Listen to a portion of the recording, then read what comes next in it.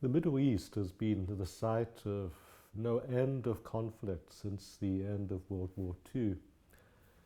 It was meant to emerge from World War II as part of a new dispensation, a new world order in which, among other things, for instance, the Jewish people, having suffered the Holocaust during World War II and centuries of persecution in Europe before then, would have a home of their own. The way it was done, however, and the conflicts to which it has led, these have caused intractable problems that remain to this day. And of course, intractable controversies. The idea of who is right and who is wrong has defied moral philosophers, defied historians, and certainly finding solutions to the very, very great problems, the very real problems of this part of the world, have defied battalions and generations of diplomats. Probably the diplomat who is regarded as having made the most ingenious efforts to at least find some kind of temporary settlement of the conflict in this part of the world was the American Secretary of State, Henry Kissinger. And he just released very recently his last book. He's an old man now, so this probably is his very last book, and his reflections on world order. In this book, Kissinger laments the threat to the Westphalian state. He sees the Westphalian state as the continuing bastion of stability in the world.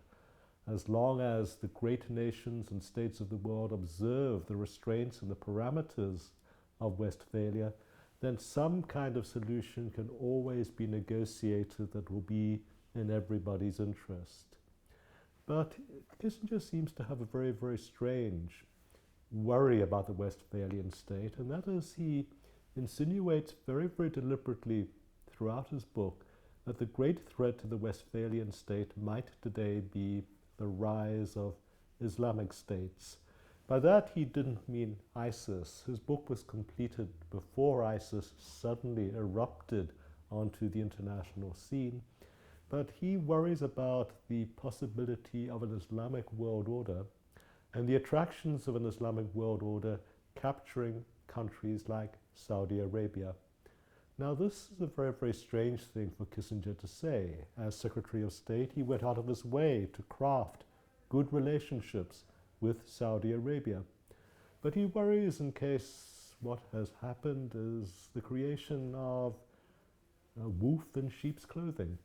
On the outside, a Westphalian state, but underneath, driven by all kinds of ideological and religious turmoil, all kinds of bargains behind the scenes, in which the Saudi state gives free license to the export of Islamic ideology by militant means and finances this export of militant Islamic statehood. Kissinger was worried about that. And at the same time, he worries about the configuration of the Middle East as a whole.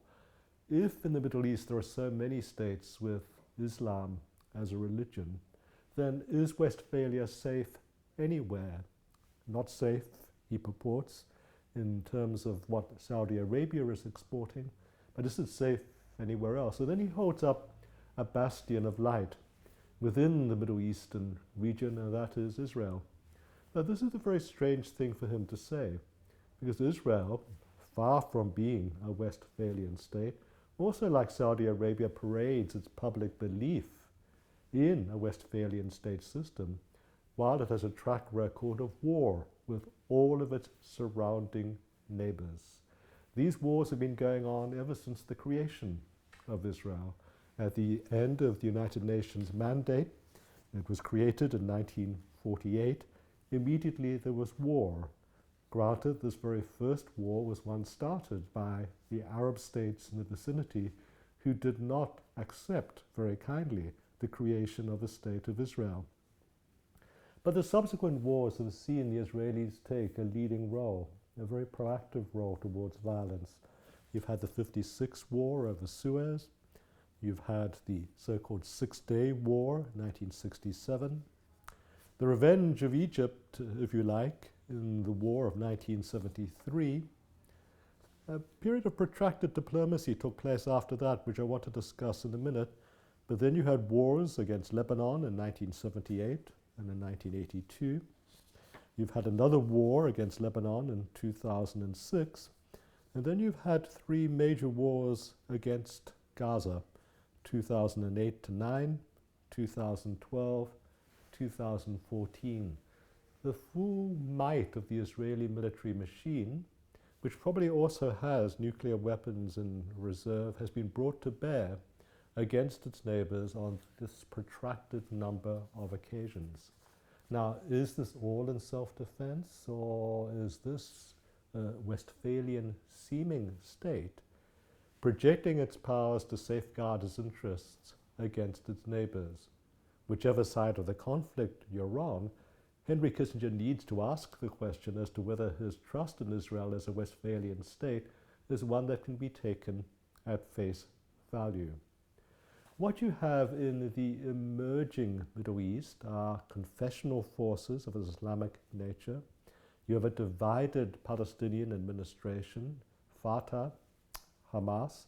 Hamas actually won an election in 2006 that actually led to a civil war in Palestine, the victory of Fatah, and strangely enough, no elections have been held since that point in time.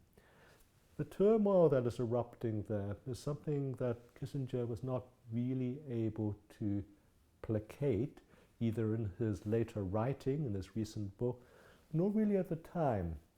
Building upon great efforts by American presidents, in particular President Carter, and the huge moral leap of faith occasioned by the Egyptian President Sadat in his surprise visit to Jerusalem with an olive branch which the Israelis simply could not refuse, so great were the risks that Sadat was taking. Building upon that, the idea of an American intervention through diplomatic means became something highly desirable. President Carter ran with that. Later on, President Clinton tried to run with that, bringing the principals in the conflict together at Camp David to try to hammer out some sort of solution. There was no solution. There were forms of settlement.